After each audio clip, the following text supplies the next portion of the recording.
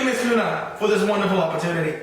Now, for my last and final piece by Elizabeth Bishop, I will be reading The Fish by Elizabeth Bishop. I caught a tremendous fish and held him beside the boat, half out of the water, with my hook fast in the corner of his mouth. He didn't fight. He hadn't fought at all. He hung a grunting weight, battered and venerable and homely. Here and there, his brown skin hung in stripes like ancient wallpaper, and his pattern of darker brown was like wallpaper, shapes like full-blown roses stained and lost through age. He was speckled with barnacles, fine rosettes of lime, and infested with tiny white sea lice, and underneath 2 or 3 rags of green weed hung down. While his gills were breathing in the terrible oxygen, the frightening gills, fresh and crisp with the blood, that can cut so badly.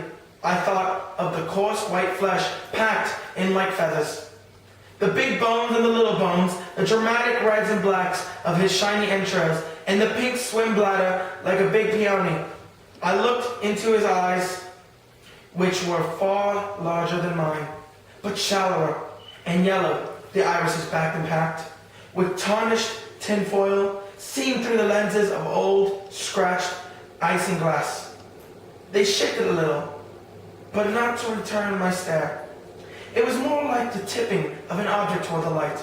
I admired his swollen face, the mechanism of his jaw, and then I saw that from his lower lip, if you could call it a lip, grim, wet, and weapon-like, hung 5 old pieces of fish line, or 4, and a wire leader with the swivel still attached, with all their 5 big hooks grown firmly in his mouth.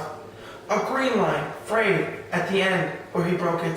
2 heavier lines and a fine black thread, still crimped from the strain and snap when it broke and he got away.